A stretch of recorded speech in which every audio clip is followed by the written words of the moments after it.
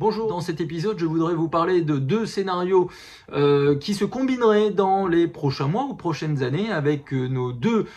féroces présidents russes et états-uniens qui accentueraient leurs manœuvres. On a d'un côté Donald Trump, le taxocomane de la planète, qui veut revoir les frontières du commerce et du business, et nous avons Vladimir Poutine, lui le pyromane géopolitique, qui veut revoir lui les frontières des territoires et aussi les frontières de la sécurité alimentaire. Ils ont un point commun, ces deux présidents, c'est qu'ils sont marqués par une grande férocité, une puissance désinhibée. Alors le blé dans tout cela, évidemment on doit s'intéresser de manière combinatoire aux États-Unis et à la Russie, puisque il y a 30 ans les États-Unis faisaient 30% de l'exportation mondiale de blé, et aujourd'hui c'est la Russie qui pèse pour un tiers quasiment des exportations mondiales de cette céréale. On a depuis des marchés à l'importation qui se sont intensifiés en Afrique du Nord, au Moyen-Orient, en Asie, en Chine, également en Afrique subsaharienne, et nous avons de plus en plus de blé qui est commercé dans le monde, commercé notamment par la voie maritime. L'océan mondial, c'est le plus grand stock finalement de blé de la planète, puisque des bateaux y transportent quotidiennement des quantités colossales de cette céréale. Il est important de regarder dans cette équation la place du dollar qui continue à faire le prix du blé sur le marché mondial. Et le dollar, c'est un peu le bastion de la puissance états-unienne, là où les céréales, le blé en particulier, est davantage aujourd'hui une expression de la puissance russe.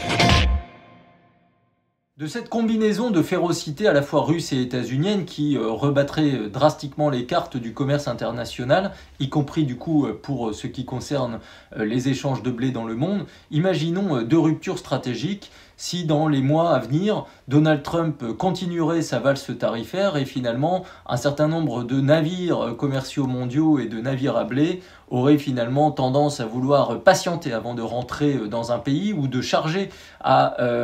l'export compte tenu de la grande volatilité du dollar et donc du prix du blé. Bref, le locataire de la Maison Blanche ferait un peu la pluie et le beau temps à la fois sur les prix, mais finalement sur les flux logistiques, et nous aurions une perturbation constante, durable de ces chaînes céréalières mondiales. La planète blé aurait encore plus de secousses, là où elle a déjà des fragilités structurelles que vous connaissez. On aurait d'autre part une Russie qui pourrait, elle, jouer à la roulette russe, mais là, version blé, 21e siècle,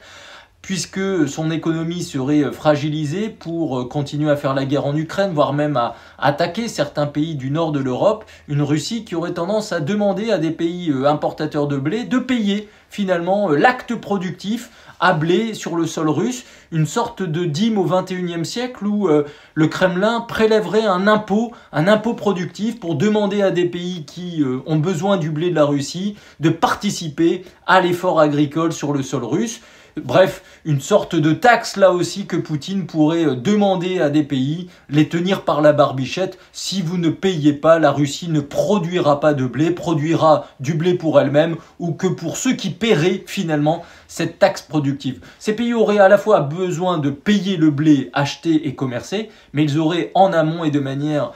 anticipée à régler une sorte de facture productive pour s'assurer que la Russie sème, produisent, récoltent du blé pour leurs propres besoins. Bref, nous adorons 2025, c'est une année géopolitique et géoéconomique assez atypique. Vous allez adorer 2026, 2027, 2028 si Donald Trump et Vladimir Poutine s'amusent à jouer avec la planète céréalière.